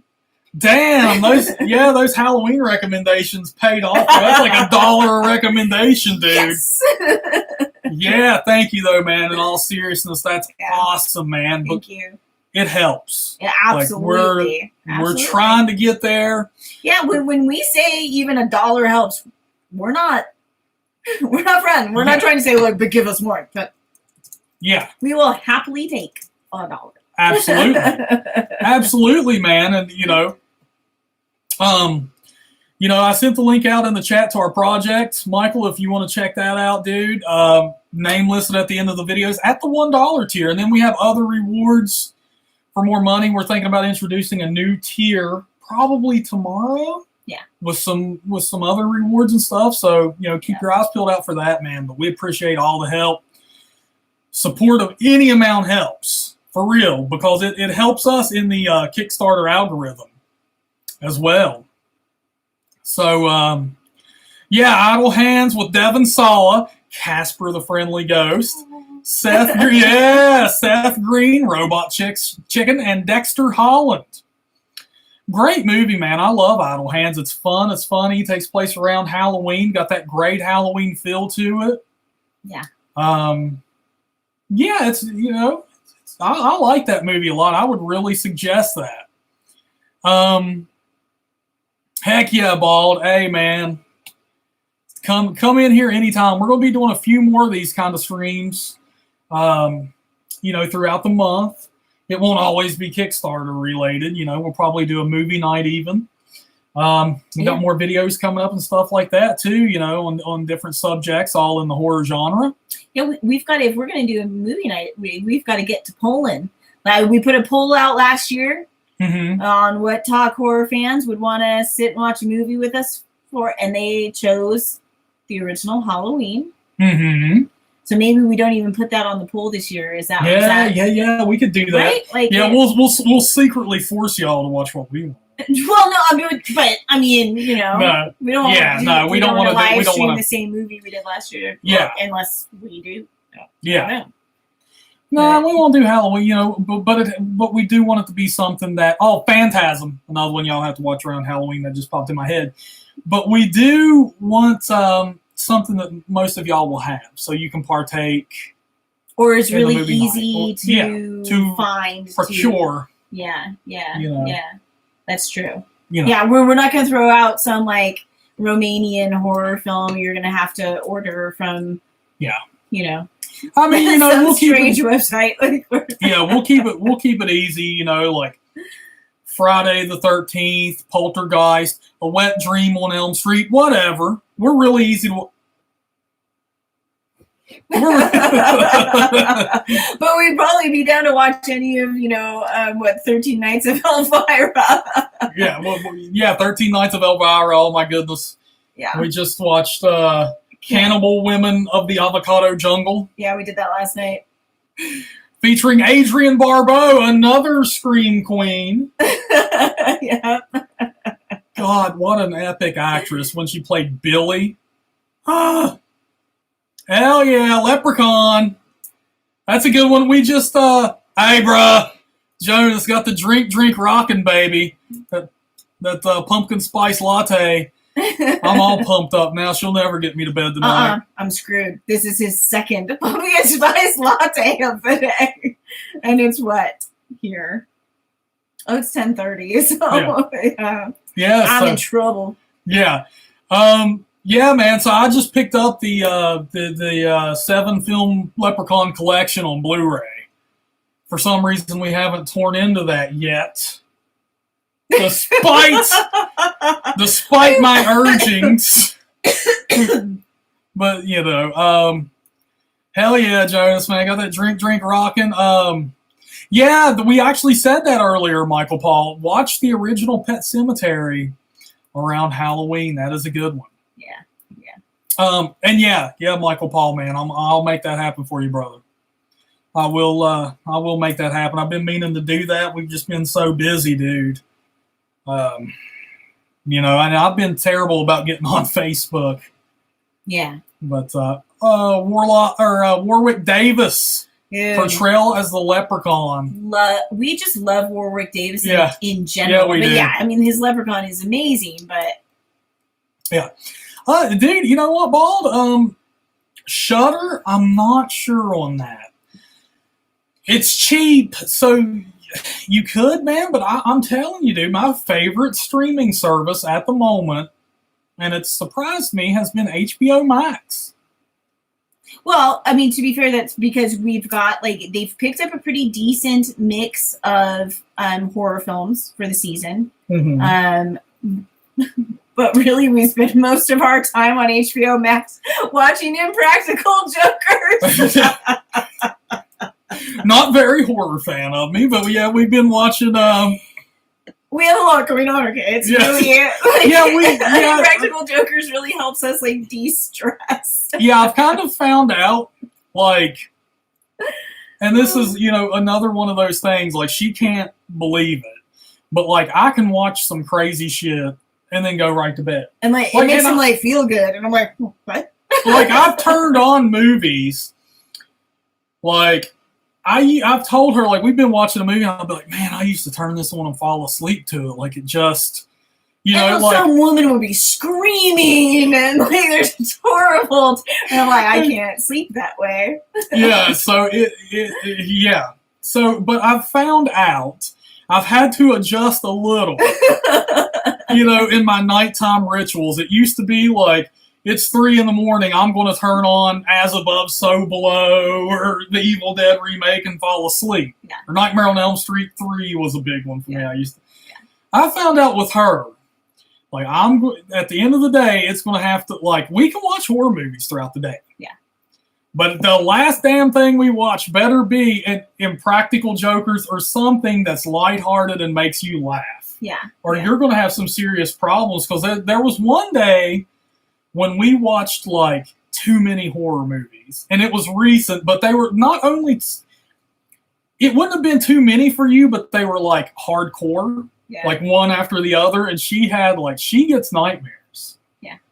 Yeah, it's not like I was afraid to go to bed or anything, but I did. I woke up, like, screaming.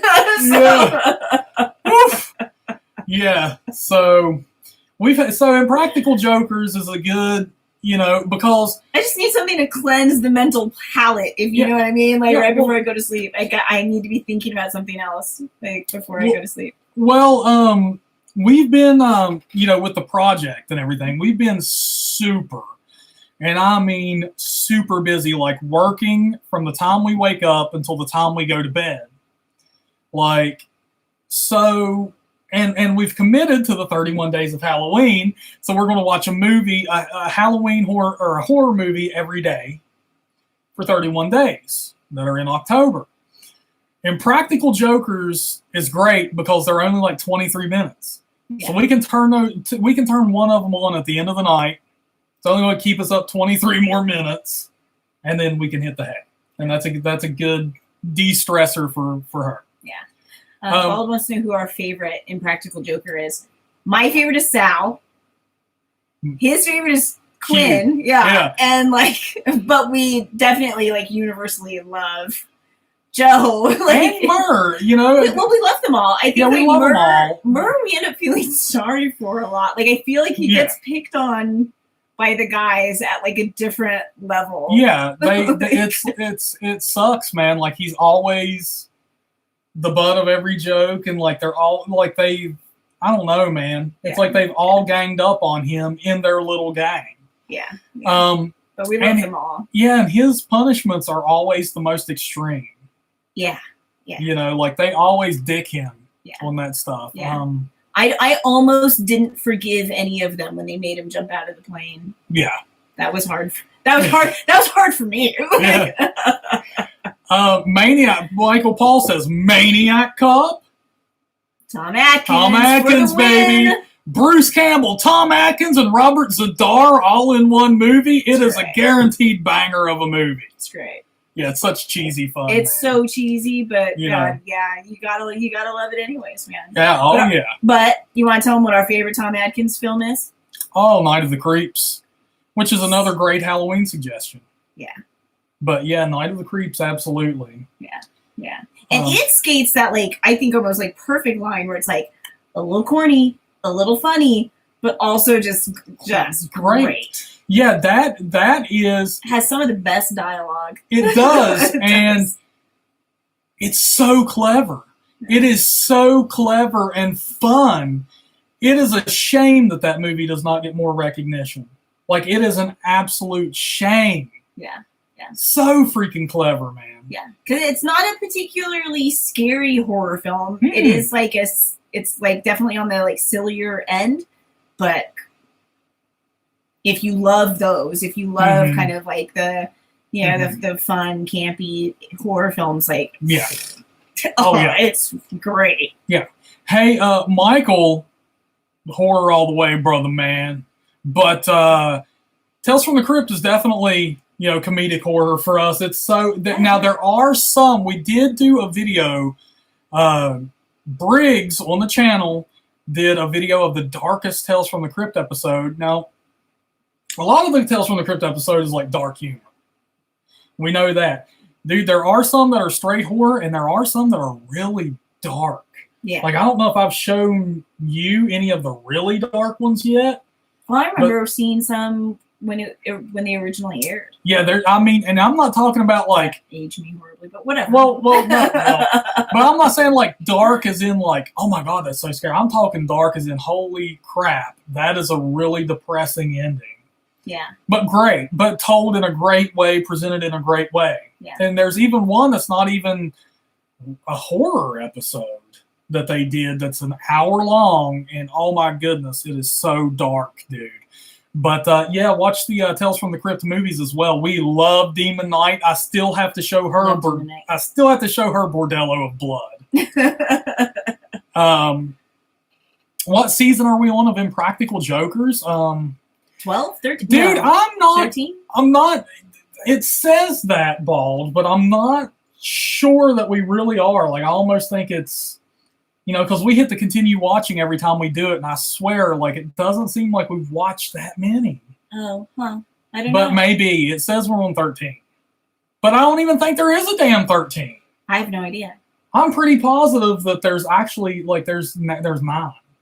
But it does say we're on, like, it'll say, like, episode 7, season 13 or something. Well, I wonder if there's, years versus seasons, because I know sometimes a year will have 2 seasons in it. Yeah, so I don't know what's up with that, man. Night of the Creeps, never saw it, I guess, because I'm so young. You got to watch it, man. It's fun, it's clever, and it's funny, brother. You're going to love it. I saw. Yeah, man, that was a brutal punishment for Sal, though, dude. Sal definitely took it the worst in that. Punishment because by far. Okay, so with Q's, it's funny. Yeah. I know you weren't too big of a fan on that, but you're like, that's passable. It's funny, yeah. I mean, it's passable. Yeah. But for him, like, it's personal. He can use that to his advantage for comedic effect, and he can look back on that and be like, oh my goodness, like, this is what that represents, and this is how they they introduce him sometimes. Yeah. Like that whole season, that's how they introduced him. and Murr got the best tattoo. Like, if I was him, I'd get it collared in, just like a cartoon. Yeah, by far. His tattoo, I thought, was actually kind of cool. Like, yeah. Because, I mean, they call him the ferret, and that, I'm sure that sucks for him, but the like, animated ferret the person drew is cool, like, and it's skydiving, and I'd be like, he survived that, man. So I think that's awesome. Yeah, I wouldn't get a ferret tattooed on me. I don't know if I'd get a cartoon tattoo. Well, hell, I wouldn't get it. But he got stuck with it, and so it's like. But he can make. At least you can own that. Yeah, you can own it, dude. You can make that even better and pull, more of comedic effect if you just got it collared in like a cartoon. Yeah. Yeah. But Sal got screwed. Sal got screwed. Jaden Smith. Oh, and it's photorealistic. Holy crap. Yeah. Holy crap. The 1982 Stephen King movie, Creep Show, he did that with George Romero. Yeah, George Romero directed. He wrote the screenplay. Mm-hmm. It's awesome. It's another anthology, so lots of different stories. Let me show you this, Billy Judd. Give me 1 second here, bro. Oh, no, try not to fall. Check that out. Oh, but yeah, we have the movie poster for the Creep Show in our living room. Yeah, Totally. Big fans. Yeah. Huge fans of the Twilight Zone. Bald. Oh yeah. Yeah. But yeah, so yeah, big fans of Creepshow, man. Watch it and watch part 2 as well. Yeah. I like part 2. I think part 2 is fun. You know, the original Creepshow is more scary. Yeah. A little darker. Sorry, had Mexican for the old. I should have taken that away from you hours ago. Lunch there. But yeah, man, Creepshow 2 is a little darker. Or I mean, Creepshow 1 is a little darker, a little more horror oriented, and Creepshow 2 is funner and a little lighter, I think. Yeah. Although it does have some scary moments in it, mainly being the hitchhiker segment. Yeah. Like, I thought that one was like the most straight horror. Yeah, probably. You know. Well, and maybe the thing on the lake. Yeah, but because it's got the like vibe of like, you know, the Blob and, you know, like the old stuff from the and like 50s. And that's another good one to watch around Halloween is the Blob remake from the 80s. I've never seen the remake, only the classic. That's funny. That is Farron introduced me to that. Okay. And it's one of his favorites. Like it has Kevin Dillon in it and Shawnee Smith, and it seems like there's one other person, but it's fun. Okay. It's just a fun horror movie. Like it's Kevin Dillon plays the bad boy in the leather jacket and the motorcycle. He's a Dillon, so yeah. And like, he's a ne'er-do-well. Always into trouble, but he's like he's a teenager. So it's like watching teens run from the block. Okay. Well, yeah, I mean, fun. Yeah. Hey, thank you, Al. I'm actually going to do a video on him, man. I have an unboxing and review video on that giant 6-foot-tall Freddy behind me. But my friends, now we're coming up on 2 hours. Woo. And I just want to say, thank you so much, especially you, Bald, for donating, pledging an amount on the Kickstarter, man. I really appreciate that. We're over halfway there on our Kickstarter. We need y'all's help to make this dream become a reality, because if we do not hit our goal, we get nada. And you get your money back. So it's a win-win situation. Either you get more of me and her, or you get your money back. So I don't know. I mean, I think I'm worth $1. Are you worth $1? Oh, sweetie, you're worth way more than $1. Mina? Yeah. Okay. $2.50 at least. What? What? But so I will link to the Kickstarter in the chat once again. Please, a pledge of any amount helps us. We got to hit that goal or we get nothing. We really appreciate it. Bald, thank you so much coming in here, spending time with us, man, chatting us up, swinging us a few bucks over there on the Kickstarter, dude. Really appreciate that. And once again, we have rewards set up for those of you who do pledge an amount on the Kickstarter. Bald, your name will be listed at the end of our videos. Jonas, same with you. Big Jonas came in and supported the Kickstarter. Thank you so much, my friend. I really appreciate it. And the new Talk Horror logo beside of your name for being a member looks freaking awesome. Yeah, I love it. So here's our project. I'm putting it in the chat for y'all to click on. Check it out. Thank you all so much for coming in and talking to us. We'll answer a couple more questions, and then we're going to head off here. I'll go ahead and close it out because it's been 2 hours, and we have a ton of work to do. We still got to watch something horror related tonight and get showers and all that good stuff. What got you into horror, babe? Dude, I feel like you were born that way. I was. And that's not a cheap response to that question, but I literally was. I cannot remember not watching I cannot remember not watching horror. And that's true. Like, if you talk stories from his childhood, like, he was little. Like, 5, 6 years old into all this stuff, like Child's Play and... Yeah. I remember, as a matter of fact, just to share this with you guys, I mentioned earlier that Friday the 13th Part 6 is my favorite Friday the 13th film. I got that movie for my 6th birthday as a birthday present. So just to give you guys an idea, like I'm not I'm not BSing. Yeah. I have no reason, but she's talked to my family members and stuff like that. It's all true. It's always been a thing for me. Like I cannot remember a time in my life when I did not love horror movies. Back when the rest of us were watching like Saturday morning cartoons, like he missed out on all of them. He-Man, Transformers. Nope. He's got no frame of reference for any of that. He's like, but I had a little Chucky doll, and I was like, wait, what? I did. I don't know but I loved it. Like I was that's what it was for me. That was my passion. Yeah. Like it started as soon as I was born. That's how I consider it, because it's as far back as I can remember.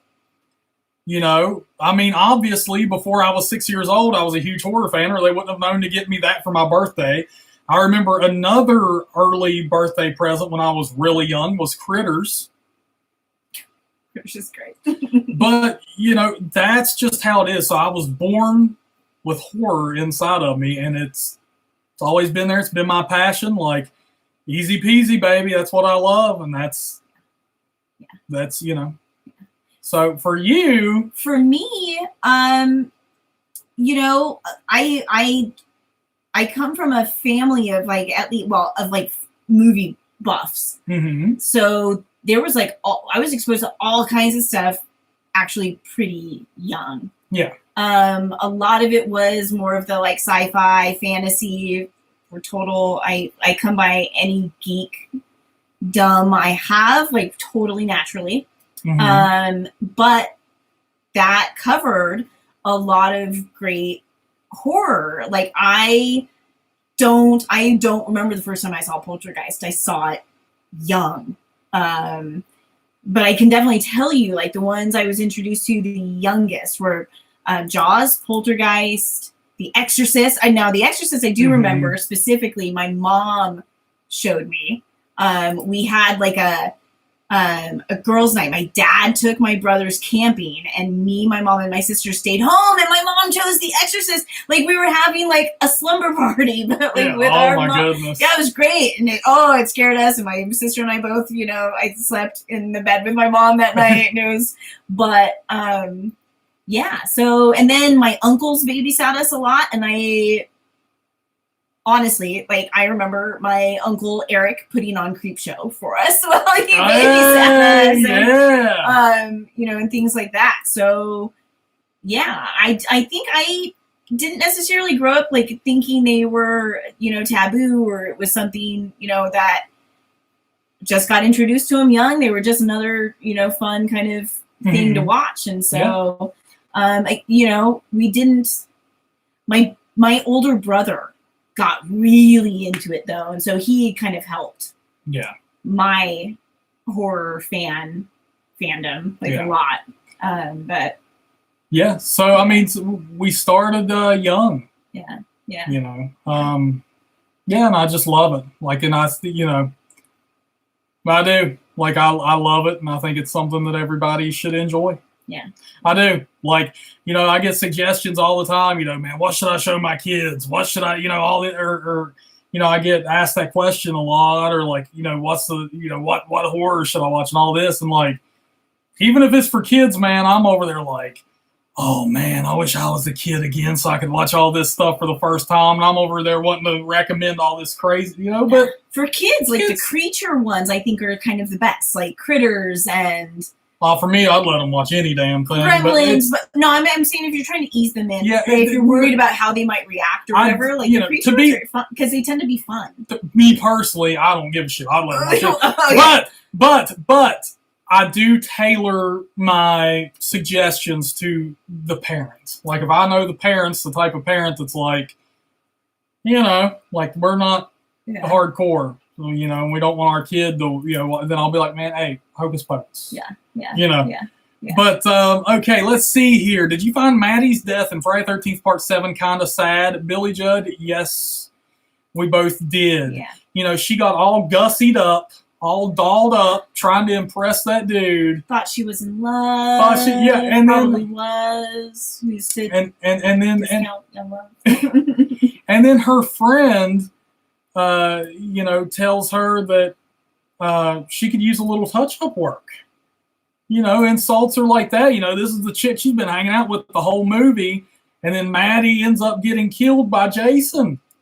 I felt bad for her every part of the way. Like, she even lost her earring at one point, and she's down on her hands and knees looking for it desperately. It's like, God, I even felt bad for her for losing a damn earring. Yeah, like, you felt bad for her the whole movie. Yeah, it's just such a sad character, man. That sucks. And what a shitty friend. Yeah. Have you seen Possessor, the new film by David Cronenberg's son? No, I have not seen Possessor. Let's see here. What should my kids watch? Night of the Demons, yes! See, there we go. I was watching that shit when, I don't know, I'd probably guess like 8. Oh, man. Yeah. Got it as a gift. Yeah. I wrapped that bad boy and put it in and enjoyed. And enjoyed over and over and over and over. I watched that all the time. Yeah. I really did watch that one as a kid. Like, I remember getting it as a gift, man, unwrapping that bad boy and watching the crap out of it, dude. I love Night of the Demons. As a matter of fact, for Christmas, you got me the limited edition steelbook of Night of the Demons. Yeah. And I have some new figures back here too, which you can check it out in my horror haul video. I can't get to them, but have the Scream Factory exclusive Night of the Demons figures. So super fan. Yeah. But all right, man. Answer your question, Bald. On the Kickstarter, we do only have 24 days left to hit our goal. If we don't hit that goal by the time the clock strikes, we don't get any of the money. Yeah, we get nothing. Yeah. So it is a timed thing. We set it up to be 30 days long, and we have 24 days left to hit our goal. We're over halfway there, but we need some help to hit that bad boy, to reach that finish line. So I'm going to swing out the link one more time to the project. Any amount helps. If anybody can drop anything, Bald's already, come in with the pledge. Really appreciate it. If anybody else can, we would absolutely love it. Any amount helps. Last time I'm going to swing it out there tonight, man. Thank y'all so much. Yeah, and if you think it's a cool project, share it. Yeah, share it, man, Bald. If you know anyone who would be interested, share it up with them, man. Get their eyes on it, and hopefully we can hit that thing, man. I hope we do too, dude. We think it's going to be a really cool series, and y'all will come along for the ride. We even have stretch goals. So, what that is if we hit our goal of $6,000 and we surpass it by certain amounts, like, say we hit $7,000, then we have some rewards set up for that, so it's not like we're just going to take that money and run. Yeah, the stretch goals are about adding more locations. So there's certain places, most of the places we have planned offer tours and to the general public and things like that. And they're fucking outrageous. Yeah. Some places we want to go, you kind of have to set up something more private. Yeah. And so they're a little outside even the budget we've set for our goal. Even that, they're beyond that. Mm-hmm. So so those are stretch goals. If we make more money than our original goal of 6,000, that's not going that's not going to go to waste. It is and you can see that on the project page. You can see what our stretch goals are. The biggest one being an overnight stay at the Trans-Allegheny Lunatic Asylum. Oh, yeah. So the way that the Trans-Allegheny Lunatic Asylum is set up is anyone can go and take tours during the day, or they even do night. You can't film. Mm-hmm. If you want to film, you have to set up a private overnight. Yeah. And so that's our biggest stretch goal. Is like we can, because it's $450 to rent out the entire place for yourself for the night. So you gotta mean that shit. Yeah, you gotta mean it. Yeah. And you gotta mean it, I think, emotionally too, to spend the night in that place. But if we hit our biggest stretch goal, we not only will stay the night in the Trans-Allegheny film, we plan on live streaming it. So we will live stream our overnight at the Trans-Allegheny Lunatic Asylum if we hit our biggest stretch goal. Yeah. That would be wild. Yeah.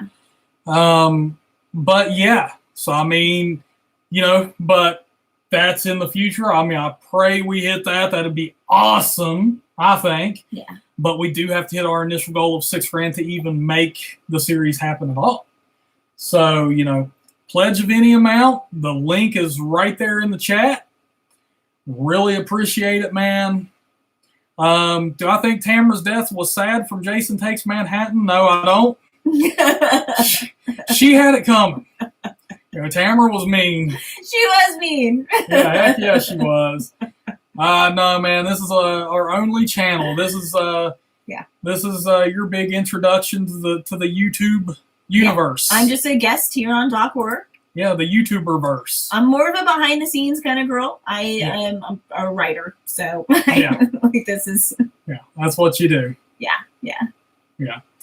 So, all right, that is it for tonight, my friends. I thank y'all so much for coming in. It was great hanging out.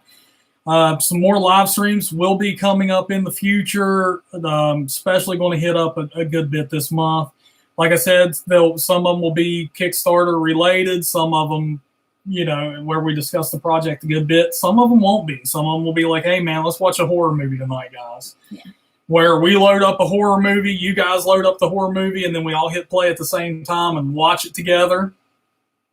And you guys we can all chat it up while the movie plays. Yeah. It's really fun. We did it last year for Halloween, and great times. Yeah. But man, hey, and thank you, Bald and Jonas, for coming through with the pledges on the Kickstarter, man. It helps. You guys are badass. Oh, and if DOD is still here? And Diane, DOD, if you are still here, thank you for the pledge, man. That was huge. Yeah. That was really huge. Well, and thank you, everybody else. We've been here for 2 hours, and we've had some people in here the whole time. Thank you for spending so much time with us. Yeah, man. We've been a couple of chatty Cathys in here, and, it never got... It was never not fun. Yeah. No, we had some awesome interaction. You guys were great. Yeah, heck yeah. Thank you for being so friendly. So y'all take care. You keep it safe. Have a happy Halloween, man. Get some Halloween candy, get some popcorn, hang out with your loved ones, scare some kids, whatever you do to celebrate the season, man. Yeah, and Bald, we want to hear how your first viewing of The Exorcist goes. Heck yeah, dude. Yeah, Bald, if you are on Instagram, Twitter, Facebook, any of that, man, hit us up on there, dude. Yeah. Like, tag us in some photos, whatever, man. We'll check your updates because we want to know that, because, we want to know that opinion. Oh, yeah. We want to get that out of you, dude. We're going to need another conversation. Heck yeah, Chris. Keep it young blood. Stay young forever. You'll never grow old, and you will never die. So, all right, my friends, take care. Thank you for watching. Look horror. Listen horror. Talk horror.